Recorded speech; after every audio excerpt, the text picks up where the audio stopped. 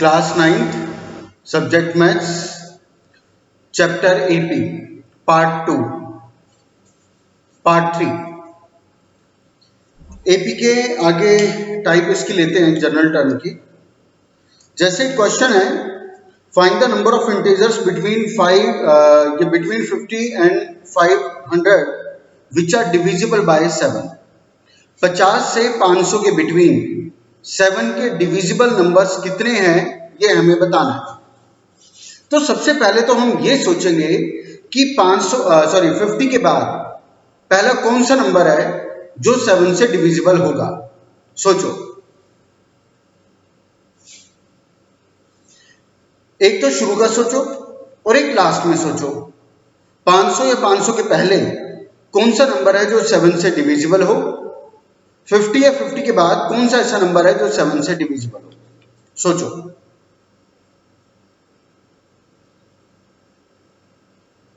तो हम देखेंगे 50 के बाद पहला नंबर जो 7 से डिविजिबल है वो है 56। ठीक है, हमारा पहला नंबर है 56। चलो, उसके बाद लास्ट में कौन सा नंबर होगा, लास्ट का सोचो।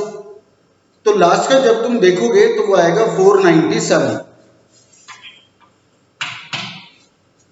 50 से 500 के बिटवीन 7 के डिविजिबल फर्स्ट नंबर हमारा पड़ेगा ये वाला और लास्ट में पड़ेगा ये वाला जो 7 से डिविजिबल है।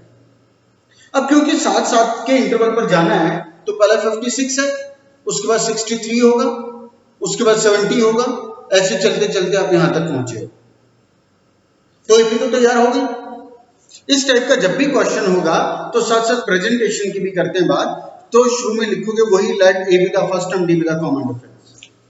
उसके बाद आप लिखोगे number between 50 and 500 which are divisible by 7 are given by, या AP between 50 and 500 which are divisible by 7 are given by 56, 63 dash dash dash last में 497। ये हमारी एपी आ गई। अब इसने कहा यहां से यहां तक ये कितने नंबर्स हैं जो 7 के डिविजिबल है। तो अब यहां पर जब इसने कहा how many numbers are there, तो इसका मतलब हमें ए फाइंड आउट करना है, या हमें डी फाइंड आउट करना है, या हमें एन फाइंड आउट करना है, या हमें टी एन फाइंड आउट करना है। टोटल 4 टर्म्स हैं, T N, A N O D. तो अब हमें ये डिसाइड करना है कि इसने हमसे ए निकालने के लिए कहा, डी को फाइंड करने के लिए कहा, एन को फाइंड आउट करने के लिए कहा, या टी एन को फाइंड आउट करने के लिए कहा। तो तुम्हारा क्या विचार है? बिल्कुल, जब उसने कहा कितने नंबर्स हैं तो इसका मतलब उसने एन पूछा है। तो एन पूछा है, बाकी चीज मुझे चाहिए। फॉर्मूला हमारा क्या है, T n equal a plus n minus 1 D. तो टी एन क्या, टी एन हो गई लास्ट टर्म, टी एन हो गई nth टर्म, वो जो लास्ट में बंद हो गई, टी एन हो गई nth टर्म यानी कि लास्ट टर्म। तो क्या टी एन हमारे पास है? बिल्कुल, टी एन हमारा ये है। जो लास्ट नंबर है जहां पे वो एपी हमारी रिक्वायर्ड एपी खत्म हो गई है, वो हमारा लास्ट नंबर है, वो हमारी रिक्वायर्ड टर्म है, वो हमारी nth टर्म है। तो 497 तो हमारा आ गया यहां पर। नेक्स्ट आगे बढ़े, उसके बाद चाहिए ए। क्या ए हमारे पास है बिल्कुल 56 प्लस, क्या एन हमारे पास है? नहीं, एन तो हमें फाइंड आउट करना है, how many numbers are there. क्या डी हमारे पास है? डिफरेंस, बिल्कुल 7 के डिविजिबल है, 7 के इंटरवल पे चला होगा, तो डी होगा हमारा 7। अब इसको यहां लाके माइनस कर लो, 7 से जाके फिर यहाँ पे डिवाइड करवा दो, रिजल्ट आ जाएगा, या पूरी ब्रैकेट खोल लो, वो हमारे नॉर्मल अब ऑपरेशंस लगेंगे। तो ये क्वेश्चन आपका 1 से 2 मार्क्स में स्कूल टू स्कूल वेरी करता है, पूछा जा सकता है। बोर्ड में ये क्वेश्चन 2 मार्क्स में आ जाता है, और बोर्ड में तो 2 मार्क्स के लायक ही है क्वेश्चन, 1 में नहीं आता। स्कूल टू स्कूल वेरी करता है, इसलिए स्कूल में इसको 1 मार्क्स में भी उठा के दिया जा सकता है।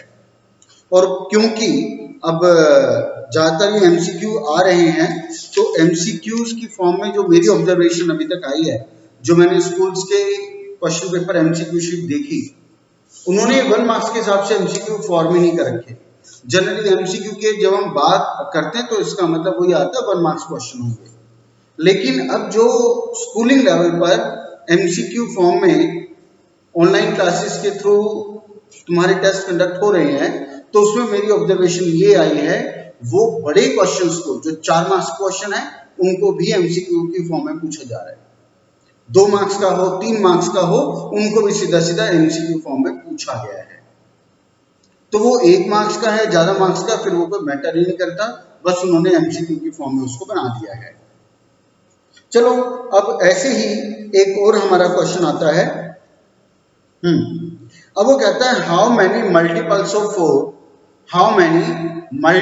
Of 4 lies between 10 to 250।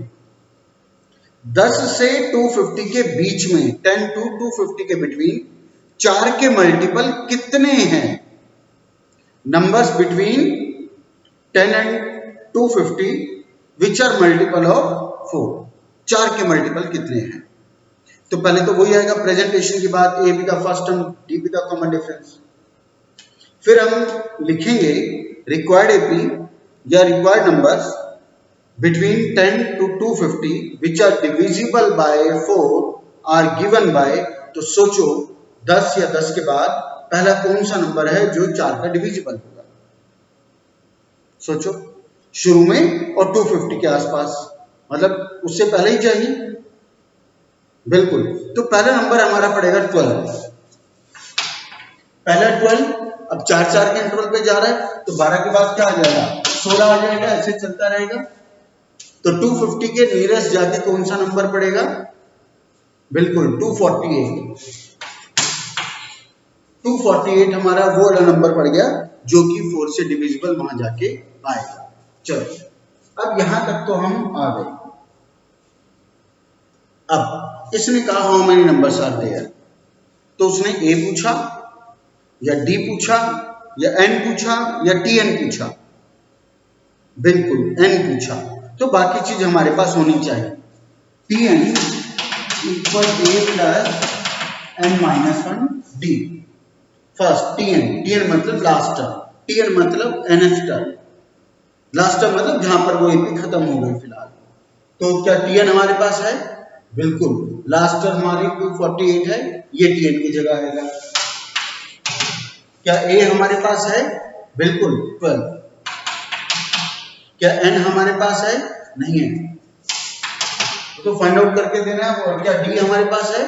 क्योंकि 4 के इंटरवल पे जा रहे हैं, तो डिफरेंस हो गया। तो अब नॉर्मल ऑपरेशन लगा के इसको ओपन कर लो, हमारा n नंबर ऑफ टर्म्स आ जाएगी।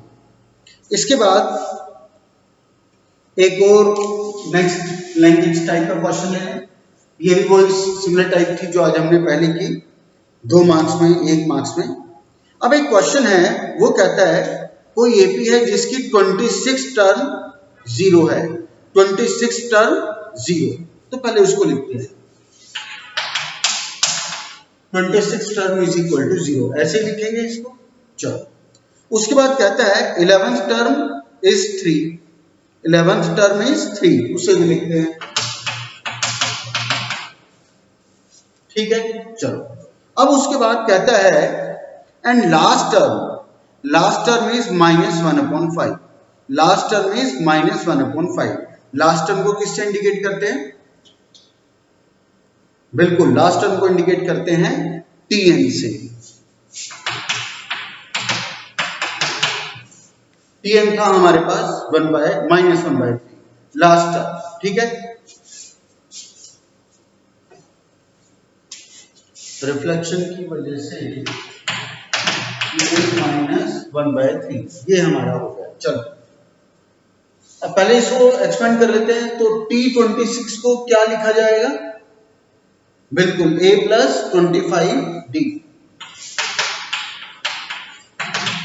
इक्वल 0। अपने आप में एक लीनियर इक्वेशन आ गई, छोड़ दो। T11 को, 11th टर्म को कैसे लिखा जाएगा? a plus 10d equal 3। ये भी अपने आप में लीनियर इक्वेशन, ये भी अपने आप में लीनियर इक्वेशन। दोनों लीनियर इक्वेशन हो गई। अब इन दोनों लीनियर इक्वेशन को सॉल्व करके हमारा एओडी आ जाएगा, हमारा एओडी आ जाएगा। चलो अब जरा उसको और खोल लेते हैं। टीएन, टीएन को क्या लिखेंगे? A plus n minus one d equal minus one by three. T n को हमने ये लिख लिया। अच्छा, अब हमें क्या फाइंड आउट करना था? Find the number of terms and the common difference. ये एन तो हमारा क्वेश्चन मार्क है, एओडी तो आपको अरेंज करके देना पड़ेगा। तो अब ए कहां से आएगा? जब हमने इन दोनों लीनियर इक्वेशन को एलिमिनेट किया होगा तो उससे ए आ गया होगा, इन्हीं दोनों को सॉल्व करके डी भी आ गया होगा। तो जो इस पहले तो इन दोनों इक्वेशन को हमें एलिमिनेशन से या किसी भी वे से सॉल्व करके ए एंड डी की वैल्यू फाइंड आउट करनी है। जब ए एंड डी की वैल्यू फाइंड आउट हम कर लेंगे तो इसमें ए और डी कितना रखवा कर बचेगा आपका एन, जो हमें फाइंड आउट करना था। तो ऐसा भी क्वेश्चन आपको 2 मार्क्स से पूछा जा सकता है। इसमें अगर कोई बात समझ ना आई हो, जिस पे हम बार बार अटक रहे हों, 2 बार वीडियो सुनना फिर भी ना समझ आए तो अपना वॉइस मैसेज मुझे भेजोगे, मैं उसे एक्सप्लेन दोबारा करने की कोशिश करूंगा। इसके बाद एक और क्वेश्चन आता है, ये 2 से 3 मार्क्स का है और इस टाइप के क्वेश्चन पे आपको प्रैक्टिस भी ज्यादा नहीं आपको मिलेगी, बहुत कम इसके ऊपर प्रैक्टिस मिलती है। स्पेसिफिक क्वेश्चन है तो वे ऑफ सॉल्यूशन हमें याद ही रहना चाहिए, और वे ऑफ सॉल्यूशन में ऐसा कोई खास है भी नहीं इसमें कि याद रखने में दिक्कत आए। लैंग्वेज मैसेज बिल्कुल सीधा सीधा है। इसने हमें 2 एपी लिख के दी है, मैं पहले वो 2 एपी लिखता हूं। 975 एंड 15 12 9, ये 2 एपी उसने हमें दी। 975 एंड दूसरी एपी है 15 12 9 डैश डैश, ये 2 एपी है। अब वो लैंग्वेज कहता है if the nth term of the AP this and this, if the nth term of the APs this and this is the same as the nth term of the AP this, find the value of n।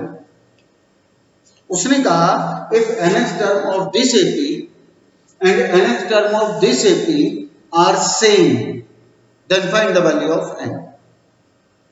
अब दूसरी language में इसको समझ लो, ये 2 आपकी AP गई हुई है, एक ये एपी है, एक ये एपी है। या हम इसको ऐसे समझते हैं कि मान लो 2 सोसाइटीज हैं, दोनों में फ्लैट नंबर्स की सीक्वेंस सेम है। फ्लैट एक सोसाइटी ए है, उसके फ्लैट नंबर 1 2 3 4 ऐसे शुरू होते हैं। सेकंड सोसाइटी है, उसके फ्लैट नंबर भी 1 2 3 4 ऐसे शुरू होते हैं।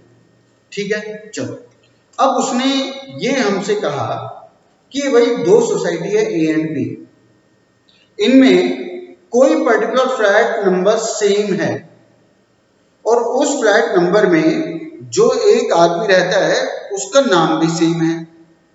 अब वो कहता है बताओ वो आदमी कौन है। वो उसने कहा कि 2 सोसाइटी है, society a and society b, उन दोनों में फ्लैट नंबर की सीक्वेंस, उनका प्रेजेंट करने का ऑर्डर सेम है। अब वो कहता है इन दोनों सोसाइटी में कोई पर्टिकुलर फ्लैट नंबर है, उस फ्लैट नंबर, उस सेम फ्लैट नंबर पर कौन आदमी रहता है वो आप मुझे बताइए। तो इसमें इस चीज को, या इसको हम ऐसे कहें कि सोसाइटी ए एंड बी है, दोनों के फ्लैट नंबर, कोई फ्लैट नंबर है, कोई nth फ्लैट नंबर है और वो फ्लैट नंबर दोनों में सेम है और उन दोनों सोसाइटीज के उस पर्टिकुलर फ्लैट नंबर में राहुल नाम का स्टूडेंट रहता है। राहुल नाम का स्टूडेंट रहता है, तो बताओ वो फ्लैट नंबर कौन सा है। एक्चुअल में क्वेश्चन ये है जो मैं बात कर रहा हूं। फ्लैट नंबर आपको बता दिया गया, नहीं सॉरी, आपको उस सेम नंबर फ्लैट पर कौन रहता है ये आपको पता लग गया। 2 सोसाइटी हैं, अलग अलग हैं और दोनों सोसाइटी में एक ही नाम का स्टूडेंट रहता है, स्टूडेंट अलग अलग है, नाम सेम है। तो बताओ फ्लैट नंबर क्या है। तो वही उसने कहा कि 2 एपी है, कि ये है, कि ये है, इन दोनों की कोई nth टर्म आपस में सेम है, इक्वल है। इन दोनों की कोई nth टर्म आपस में सेम है, इक्वल है। बताओ वो एड्रेस क्या है, वो n क्या है।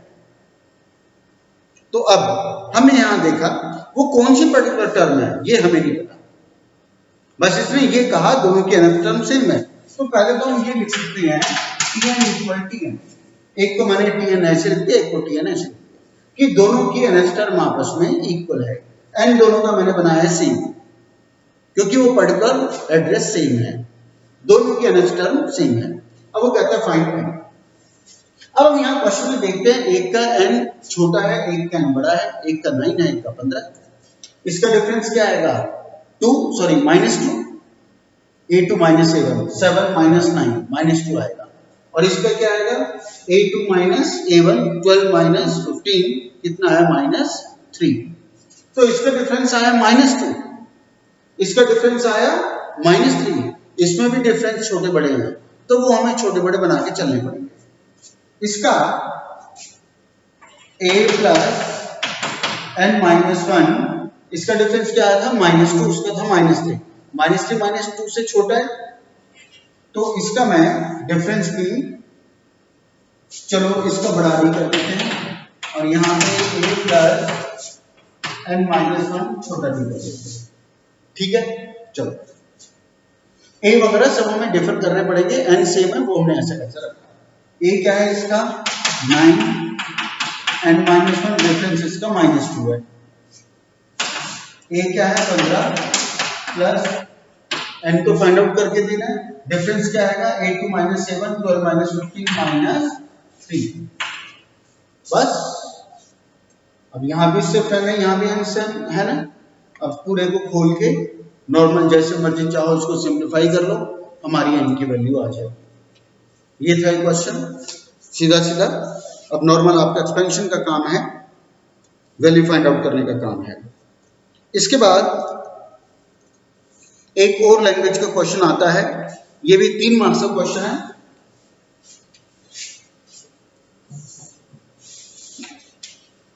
वो कहता है fourth term of an AP, fourth term of an AP, पहले ये लिखे, fourth term of an AP is 3 times the first term.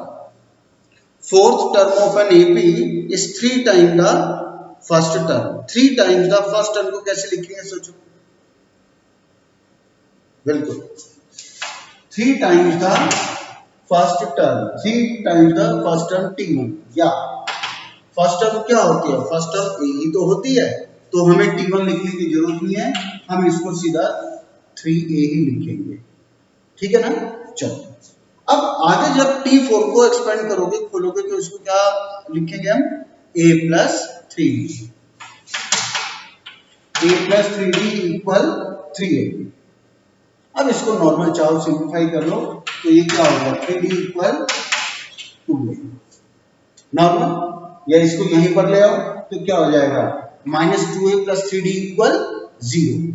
इसका तो जो होना था हमने कर दिया। अब आगे वो लैंग्वेज यूज करता है सेवंथ टर्म, पहले इतना लिखते हैं, seventh term exceeds twice the third term by 1। Seventh term exceeds twice the third term by 1, मतलब थर्ड टर्म के ट्वाइस से 1 एक्सीड कर रही है, तो इसको कैसे लिखोगे? Exceeds twice the third term by 1। सोचो कैसे लिखेंगे, मैं फिर रिपीट करता हूं, exceeds twice the third term by 1, twice the third term by 1। Seventh term third term के ट्वाइस से 1 जाता है, ये उसने कहा था।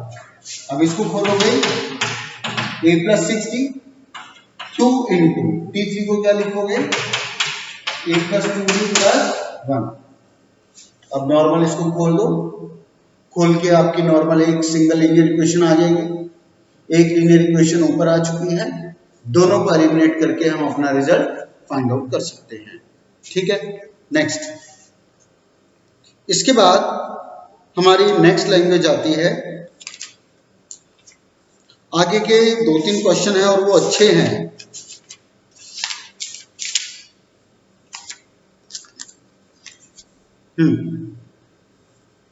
ये भी क्वेश्चन 2 से 3 मार्क्स का आता है जो बोलने जा रहा हूं। कहते हैं 5 times the fifth term, 5 times the fifth term. कल इसको सोचो कैसे लिखोगे, 5 टाइम्स द फिफ्थ टर्म। बिल्कुल, हमने उसको लिखा 5t5, ठीक है, 5t5। 5 times the fifth term of an AP is equal to 8 times the 8th term, 8 times the 8th term। उसको कैसे लिखोगे, 8t8, 8 times the 8th term, find its 13th term, find its 13th term। चलो वो तो बात की बात है, फिलहाल इसको खोलना शुरू करते हैं। T5 को क्या लिखेंगे, a प्लस 4d। T8 को क्या लिखेंगे, a प्लस 7d। अब क्या करें, खोल ही सकते हो तो कुछ कर नहीं सकते। 5a 20d 8a 50 60। अब क्या करें, सबको एक साइड ला सकते हो तो कुछ कर नहीं सकते। 8a यहां इससे माइनस होगा तो कितना बचेगा, -3a। 56 यहां से माइनस होगा तो कितना बचेगा, 36 इक्वल 0 बच गया। चलो अब क्या कर सकते हैं, -3 कॉमन निकाल सकते हो तो कुछ कर नहीं सकते। a plus 12d equal 0। अब क्या करें, -3 यहां जाके 0, खत्म, बचा क्या, a प्लस 12d इक्वल 0, ठीक है। अब इसने कैसे आगे कुछ किया जा सकता है, कुछ भी नहीं।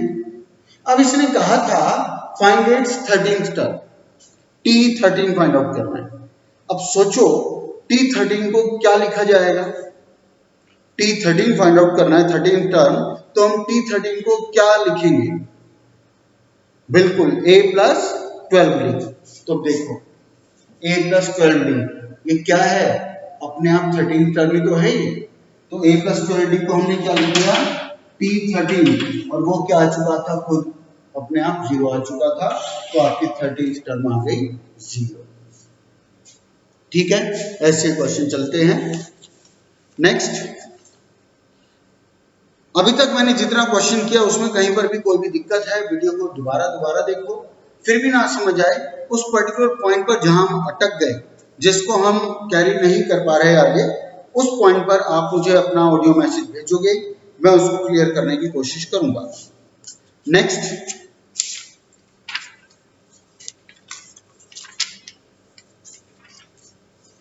दो मार्क्स में इंपॉर्टेंट क्वेश्चन, और जितना भी हम एपी में कर रहे हैं या और भी आगे करेंगे, वो सब आएगा नहीं आएगा ऐसा जरूरी नहीं है, लेकिन अब जो मैं क्वेश्चन करवाने जा रहा हूं, ये क्वेश्चन हर स्कूल में डेफिनेटली आता है, डेफिनेटली आएगा। दो ऐसे क्वेश्चन है जिनकी श्योरिटी होती है कि आएंगे ही आएंगे, एक एक करके पूरे साल में दोनों आते हैं। क्वेश्चन है, अभी तक हम लोग ये करे थे, कोई हमें एपी मिली और उसने कहा इसकी 10th टर्म बताओ, इसकी 12th टर्म बताओ, इसकी 25th टर्म बताओ, कोई आगे पर्टिकुलर टर्म कहता था। अब जब हमसे बोला जाता है कि इसकी 10th टर्म बताओ, तो इसका मतलब है आगे से, शुरू से 10th टर्म आप बताइए। आपको बोला जाता है इसकी 5th टर्म बताओ, तो इसका मतलब है शुरू से, आगे से काउंट करते हुए 5th नंबर बताइए आप। अब क्वेश्चन ये होगा फ्रॉम द एंड, पीछे से पर्टिकुलर नंबर बताओ। जैसे उसने एक हमें एपी दी 4 9 14 डैश डैश, लास्ट में है 254। अब वो कहता है find the 10th term from the and. अब वो कहता है find the 10th term from the and, पीछे से 10वीं टर्म बताइए। तो अब एक तो देखो तरीका यह है कि हमारे में से बहुत से स्टूडेंट्स ने सोचा होगा कि जब 10th term from the and इसने कहा है, तो वो ये हिसाब लगाने बैठेंगे कि अगर पीछे से 10वीं निकालनी है तो आगे से कौन सी बैठेगी, पीछे से अगर हमें 10वीं निकालनी है तो आगे से वो कौन सी बैठेगी। हो सकता है हमारे में से कुछ ऐसा सोच रहे हैं, तो ऐसा सोचना कुछ भी गलत नहीं है, लेकिन उस वे से चलने में मैंने देखा है अपने एक्सपीरियंस में स्टूडेंट उस चीज को डिसाइड करने में वो गलती कर देते हैं, डेफिनेटली कर देते हैं गलती। तो उसके लिए अगर मैं सीधा सीधा तुम्हें तरीका बताऊं, जब तुम्हें बोला गया कि पीछे से 10th टर्म बताओ, तो बजाय इसके कि आप ये काउंट करो कि आगे से कौन सा बैठेगा, तो उसके लिए आपको दो काम यहां करने पड़ेंगे। नंबर एक, तो आपको पहले ये हिसाब लगाना पड़ेगा कि इस लाइन में कितने बैठे हैं। उसके बाद पहला काम तो आपने किया ये कि आप पहले ये सोचोगे कि इस लाइन में कितने नंबर बैठे हैं। उसके बाद फिर आप सोचोगे कि अगर पीछे से 10वां है तो आगे से कौन सा बैठेगा, वो आप अलग से हिसाब लगाओगे। तो ये ड्यू आपको काम करने की जरूरत नहीं है और इसमें गलती होने के चांस रहते हैं, ऐसा मैंने पूरा पूरा देखा है। और अभी मैं ये चीज करूंगा प्रूफ कि कैसे गलती होती है। फिलहाल तो सीधे सीधे तरीके की बात करते हैं कि जब तुम्हें बोला गया कि पीछे से 10th नंबर को लेकर के आओ, तो सीधा सीधा तरीका यही होना चाहिए कि हम लाइन में सबसे पीछे जाएं और पीछे से वो नंबर को काउंट करते हो उसको लेकर के आ जाए। आप एक लाइन में सभी बैठे हो, 10 स्टूडेंट्स बैठे हैं और मैंने कहा भाई पीछे से तुम तीसरे स्टूडेंट को ले आओ, तो सीधा सीधा पीछे जाओ और पीछे से काउंट करते तीसरे वाले को उठा के ले आओ। क्यों काउंट हम इस चक्कर में पड़े कि टोटल लाइन में कितने बैठे हैं फिर आगे से कितने बैठेगा। तो अब यहां पर जब भी आपको क्वेश्चन आए कि फ्रॉम द एंड वो पर्टिकुलर नंबर बताओ, तो आप पीछे वाले नंबर को, जब आप पीछे गए और पीछे से काउंट करना शुरू किया, तो पीछे वाला जो लास्ट नंबर है वो तुम्हारे लिए फर्स्ट हो गया, उसके आगे सेकंड हो गया, उसके आगे थर्ड हो गया, उसके आगे फोर्थ हो गया, उसके आगे फिफ्थ हो गया। ऐसे आप काउंटिंग शुरू कर रहे हैं, ठीक है ना। तो वही काम आपको करना है। जब आपको बोला गया फ्रॉम द एंड, तो भाई मैं आगे से नहीं आता, फिर तो आप पीछे से आता हूं। ये मेरा फर्स्ट नंबर है, मेरा पीछे से फर्स्ट नंबर ये है। चलो अब हमें बोला गया from the end 10th term बताओ, T10 हमें फाइंड आउट करना है फ्रॉम द T10 इक्वल ए क्या है 254, पीछे से जाए तो पीछे वाले को ही होगा, प्लस एन है 10वीं टर्म बताओ, डी है, देखो कितना है डी, देखो डी इसमें लेने में दिक्कत की होगी। अगर हम आगे से डिफरेंस देखें, आगे से क्या है a2 minus a1, 9 minus 4, 9 minus 4 क्या आया 5 आया, 5 के डिफरेंस पे पॉजिटिव 5। लेकिन जब आप पीछे से काउंटिंग देखोगे तो पीछे से इससे पहले जो नंबर आ रहा होगा, इससे पहले जो नंबर होगा वो इससे छोटा ही होगा, 249 बैठेगा, 249 बैठेगा ना, ये तुम्हारा a1 हो गया, 249 तुम्हारा a2 हो गया, वो a2 हो गया। और डिफरेंस कैसे निकालते हैं हम, a2 माइनस a1, 249 माइनस 254 क्या आया -5 आया ना। तो ये याद रखो कि अगर आगे से डिफरेंस पॉजिटिव है तो पीछे से डेफिनेटली नेगेटिव ही होगा, या उल्टा बोलूं आगे से नेगेटिव है तो पीछे से पॉजिटिव होगा। मैं फिर रिपीट कर रहा हूं, इस चीज को आपको याद रखना है। क्वेश्चन ये वाला अगर आपका आंसर गलत होगा, वे ऑफ सॉल्यूशन गलत होगा, तो इस डी की वजह से ही होगा, क्योंकि इसी में मैंने देखा है अपने एक्सपीरियंस में स्टूडेंट डी को डिसाइड करने में गड़बड़ कर देते हैं कि आगे से डिफरेंस पॉजिटिव है तो पीछे से नेगेटिव ही बैठेगा, और आगे से नेगेटिव है तो पीछे से उल्टा पॉजिटिव ही बैठेगा, ऐसा आपको याद रखना है। और वो तुमने देख भी लिया यहाँ पर, तो आगे से डिफरेंस है +5 तो पीछे से बैठेगा -5। अब इसको खोल दो, सॉल्व करके तुम्हारा from the end 10th term आ जाएगा। अब इसके वे ऑफ सॉल्यूशन की बात हो गई। जनरली हम लिख देते हैं a with the first term d with the common difference। जब हम a with the first term d with the common difference लिखते हैं तो वो फ्रॉम द बिगिनिंग माना जाता है। जब भी आप ऐसा लिखते हो तो वो फ्रॉम द बिगिनिंग ही माना जाता है। लेकिन जब हम फ्रॉम द एंड की बात करते हैं कि भाई हम तो पीछे गए हैं और पीछे वाले नंबर को हमने फर्स्ट लिया है, जब तुमने ऐसा किया है तो तुम्हें स्पेसिफिकली बताना भी पड़ेगा। तो स्टेटमेंट में हम लोग इसमें लिखेंगे late a be the first term d be the common difference from the end। साथ में आएगा। बिगिनिंग वाले के लिए नहीं लिखते, वो अंडरस्टूड होता है। तो हम लिखेंगे let a be the first term, d be the common difference from the end such that a equal to 54, d equal -5। या ऐसे कर लो, let a be the first term from the end equal to 54, d be the common difference from the end equal -5। Now tenth term from the end given by formula लिख के value लगवा के answer निकाल दो। From the and आपकी हर language में आना चाहिए। अगर नहीं लिखा फ्रॉम द एंड तो वो फ्रॉम द बिगिनिंग माना जाएगा और फिर वो सारा गड़बड़ करके दे देगा। ठीक है, चलो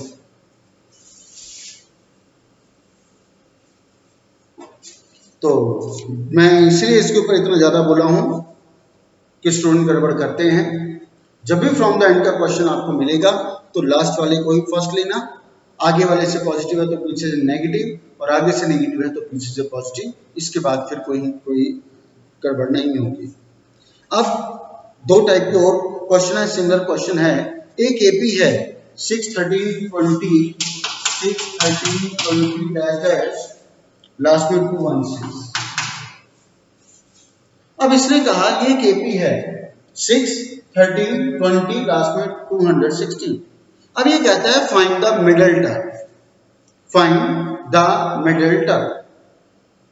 भाई अगर 5 है तो मिडिल तो यही होगी, ठीक है ना। बिल्कुल वही वाली सोच से चलना है जो हम 9th क्लास के स्टैटिस्टिक्स में मीडियन फाइंड आउट करते थे ना। 9th में स्टैटिस्टिक्स में मीडियन, मीन, मीडियन, मोड, तो मीडियन जो फाइंड आउट कर रहे थे उसी कंसेप्ट पे चल रहा है। वहां भी मीडियन था, यहाँ मीडियन मिडिल को बोल रहा है। चलो कहता है फाइंड द मिडिल टर्म। अब भाई जब मैंने आपको कहा 5 है तो हमने बिल्कुल इंस्टेंट बता दिया जी फिर मिडिल टर्म ये वाली होगी। आपको जब नंबर ऑफ टर्म्स टोटल बता दी जाएगी तभी तो हम बता सकते हैं मिडिल टर्म कौन सी बैठेगी। खाली नंबर्स वो लिखे हुए हैं उससे थोड़ा पता चलेगा, पहले ये पता होना चाहिए यहाँ कितने बैठे हैं, उसके बाद हम ये एस्टिमेशन देंगे कि मिडिल टर्म कौन सी बैठेगी, उसका एड्रेस क्या होगा। तो यहाँ पे 6 to 216 तक के नंबर्स हैं, तो पहले तो हम ये सोचेंगे नंबर्स है यहाँ कितने, तो पहले ये सोचते हैं। तो यहाँ पर 6 क्या होगा फॉर्मूले के हिसाब से ए है तो डिफरेंस भी है, डिफरेंस क्या हो गया A2 माइनस A1, 13 माइनस 6 7 का हो गया। 216 क्या होगा सोचो, लास्ट में लिखा है और एपी के लास्ट में जो भी नंबर होता है वो उसका क्या होता है, या जहां पे एपी बंद हो गई है वो हमारी क्या होती है nth term, last term tn। चलो tn हो गया हमारा 216, a की जगह 6, n हमें पता नहीं, डिफरेंस हमारा आ गया 7। तो जब हम इसको सॉल्व कर देंगे तो n आएगा हमारा 31, इसको सॉल्व करने पर n आ गया हमारा 31। अभी इसने कहा कि फाइंड द मिडिल टर्म, इसने कहा फाइंड द मिडिल टर्म। अब मिडिल टर्म फाइंड आउट करने के लिए अब हम चलते हैं क्लास 9th में। यहां तक तो अभी हमने यूजुअल काम कर लिया, क्लास 9th में चलते हैं, वहां पे मीडियन कैसे निकालते थे, मिडिल टर्म कैसे निकालते थे। अब देखो अभी तो हमें सिर्फ इसका एड्रेस लगा है पता, सॉरी एड्रेस भी नहीं लगा पता, अभी तो इतना पता लगा है कि 6 to 216 तक टोटल यहाँ पे 31 टर्म्स हैं। अब इस 31 टर्म्स में बीच वाली एग्जैक्टली बीच वाली टर्म कौन सी बैठेगी ये अब सोचेंगे। तो 9th के स्टैटिस्टिक्स में मीडियन में हमारा मीडियन निकालने के दो थे कंसेप्ट कि अगर नंबर ऑफ टर्म्स इवन है तो फॉर्मूला ये वाला लगाओ, ऑड है तो ये वाला लगाओ, याद आ गया। तो यहाँ पे n आया 31, तो ये 31 क्या है, इवन या ऑड, तो ये ऑड है। तो ऑड के लिए हम मीडियन का क्या फॉर्मूला लगाते थे, याद आया। चलो नहीं भी आया तो मैं बताता हूँ। 9th क्लास में मिडिल टर्म निकालने के लिए जब नंबर ऑफ टर्म्स ऑड होती थी तो फॉर्मूला लगता था n+1/2।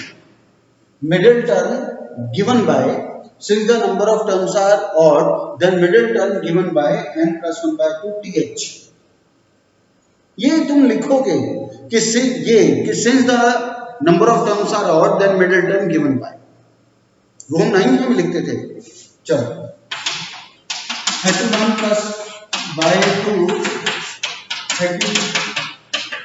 16th टर्म आपको फाइंड आउट करना है। एड्रेस पता लग गया कि मिडिल टर्म कौन से एड्रेस पे मिलेगी, 16th प्लेस पर मिलेगी। तो अब आपको क्या निकालना है, P16 निकालना है, A प्लस 15D। ए हमारे सामने, डी भी हमारे पास है, 16th टर्म हमारे पास आ जाएगी। तो इसमें 3 काम हुए। पहला काम, आपने नंबर ऑफ टर्म्स पता की, फिर जैसी भी आई, इवन आई या ऑड आई तो उसके हिसाब से आपने कंसेप्ट लगा करके उसका एड्रेस पता किया कि इन 31 टर्म्स में एड्रेस 16 पर, फ्लैट नंबर 16 में वो बैठा है, और वो कौन बैठा है, A प्लस 15D से आपको उसका पता लग गया।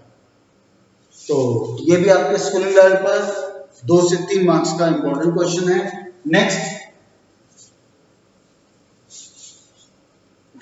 नेक्स्ट क्वेश्चन इसी से रिलेटेड है और तुम समझ ही जाओगे अब कि एक एपी दी गई है 713 और लास्ट में हमें दिया गया है 241। कहता है find the middle term, again middle term. अब तुम समझ ही गए कि इसमें क्या होगा। पहले वाले एग्जांपल में और था तो डेफिनेटली इसमें ये इवन वाला ही होगा। चलो पहला स्टेप, अगर हमें ये पता करना है मिडिल टर्म कौन है, कहां पर है, तो पहले इसमें पता करना पड़ेगा टोटल नंबर ऑफ टर्म्स यहाँ कितनी है। तो उसके लिए हम देखते हैं क्या क्या है। फॉर्मूले में 4 चीज ए एन डी और टी एन। तो क्या टी एन हमारे पास है? टी एन मतलब लास्ट टर्म, टी एन मतलब जो हमारी एपी में जहां पे नंबर खत्म हो गया। तो 241 तो हो गया टी एन। इक्वल ए हमारे पास है 7, एन वो तो फाइंड आउट करके देना है। डिफरेंस कितना है, A2 माइनस A1, 13 माइनस 7, 6। तो जब आप इसको सॉल्व करोगे तो n आ गया तुम्हारा 40, n आ गया 40। ये हमारा अभी एक काम पूरा हुआ। अब हम लिखेंगे 9th क्लास की तरह, since the number of terms are even then even number given by. भाई सीधा, अगर मान लो 4 है और आपसे मिडिल में पूछा जाए, अब मिडिल कहां से आएगी, तो है 4। तो क्या होगा, एक 8 आया एक 8 आया तो मिडिल में तो 2 ही बैठेगी ना, मिडिल में तो 2 ही बैठेगी, सिंगल तो हो नहीं सकती। ऑड होती तो एक सिंगल निकल आती है, इवन में तो 2 ये बैठेगी। ठीक है, चलो। तो इसके लिए मिडिल के लिए हमारा इवन का 9th में फॉर्मूला लगता था ये TH n/2 + 1 TH +1 हम अलग से लगा देते। अब कुछ स्टूडेंट्स ने सोचा होगा कि ये फॉर्मूला मैंने गलत लिखा है या अधूरा लिखा है। 9th में हम लोग वो ये सोचेंगे कि 9th में यहाँ बीच में प्लस आता था और पूरा फॉर्म में 2 आता था, यहाँ पे प्लस आता था और पूरे के फॉर्म में भी 2 आता था, क्योंकि स्टैटिस्टिक्स में एग्जैक्टली मिड वैल्यू ही पूछी जाती थी। अब जब ये 4 में से 2 आपने सेलेक्ट कर ही ली, 4 में से जब आपने 2 सेलेक्ट कर ही ली, तो इनके भी बीच का निकालने के लिए इनको प्लस करके आधा करना ही पड़ेगा मुझे। लेकिन एपी में ऐसा नहीं है। एपी में तो जो आपके नंबर्स है उन्हीं में से कोई ना कोई मिडिल लेना पड़ेगा आपको। तो इसलिए जो आपके डिफाइंड नंबर है उनके भी बीच का कोई नया नंबर हम निकाल नहीं सकते, अदरवाइज वो एपी में आएगा ही नहीं। तो अगर ये 2 मिडिल में आ रही है तो हम 2 ही बताएंगे। तो इसलिए यहाँ पे प्लस नहीं आता और फॉर्म में 2 नहीं आता। तो इसमें और इवन के केस में 2 आपको मिडिल टर्म मिलेगी, जैसे मैंने बताया 2 ये वाली मिलेगी, एक आपकी इससे मिलेगी, दूसरी आपकी इससे मिलेगी। चलो n कितना है 40, 40/2, एक तो जी 20th टर्म होगी T20 और एक n/2 40/2 कितना हो गया 20, 20 + 1 21, एक हो गया जी 21st टर्म। तो 2 टर्म अब आप निकाल सकते हो, A + 19D, A हमारे सामने D हमारे सामने, A + 20D, A हमारे सामने D हमारे पास है, 2 हमारे पास मिडिल टर्म आ गई। तो 2 टाइप के इसमें कंसेप्ट हैं, एक इवन वाली और एक ऑड वाली, दोनों का अपना अपना फॉर्मूला लगेगा। इस चीज का आपको याद रखना है, इसके ऊपर बहुत ज्यादा प्रैक्टिस नहीं मिलती। इससे पहले जो हमने क्वेश्चंस आज या इससे पहले वाली क्लासेस में किए कि 2 अलग अलग टर्म्स की इंफॉर्मेशन है, 2 अलग अलग टर्म्स की इंफॉर्मेशन है, एलिमिनेशन लीनियर इक्वेशन बनी, एलिमिनेशन मार के इधर उधर करके आपने वैल्यू से ए एंड डी निकाल लिया, उसके ऊपर वैरायटी ऑफ क्वेश्चन मिल जाएगा आपको। लेकिन आज जो हमने कुछ स्पेसिफिक टाइप की, जैसे किया 8 times the 8th term is equal to 5 times the 5th term, इसके ऊपर वैरायटी नहीं मिलेगी। ये टाइप ऑफ क्वेश्चन है, स्पेसिफिक है, ऐसा ही आता है, ध्यान रहना चाहिए कैसे करेगा। फिर एक हमने किया कि दो ये अलग अलग एपी है, इनकी एनएस टर्म सेम है, बताओ वो एन क्या है। इसके ऊपर भी हमें कोई वैरायटी प्रैक्टिस नहीं मिलेगी। टाइप ऑफ क्वेश्चन है, स्पेसिफिक है, वे ऑफ सॉल्यूशन याद रहना चाहिए। फ्रॉम द एंड वाला किया, उसमें भी कोई वैरायटी अलग अलग नहीं मिलेगी, वो एक स्पेसिफिक टाइप ऑफ क्वेश्चन है, ऐसा का ऐसा मिलता है, वो आपको ध्यान रहना चाहिए। अभी हमने मिडिल टर्म वाले किए, इसके ऊपर भी कोई वैरायटी टाइप ऑफ क्वेश्चन नहीं मिलेगा, कहानी यही होगी, एपी अलग अलग हो जाएगी, वे ऑफ सॉल्यूशन याद रहना चाहिए। तो कुछ चीजें प्रैक्टिस में मिलेगी, कुछ चीजें स्पेसिफिक है, उनका वे ऑफ सॉल्यूशन आपको याद रहना चाहिए। इसके साथ आज की सभा यही समाप्त। जितना मैंने किया उतना वीडियो में, जितने भी मैंने आज क्वेश्चन 9 क्वेश्चन टोटल हमारे डिस्कस हुए, ये 9 के 9 क्वेश्चन आज रात तक आप मुझे करके भेजेंगे। यही आपका आज का असाइनमेंट है। धन्यवाद।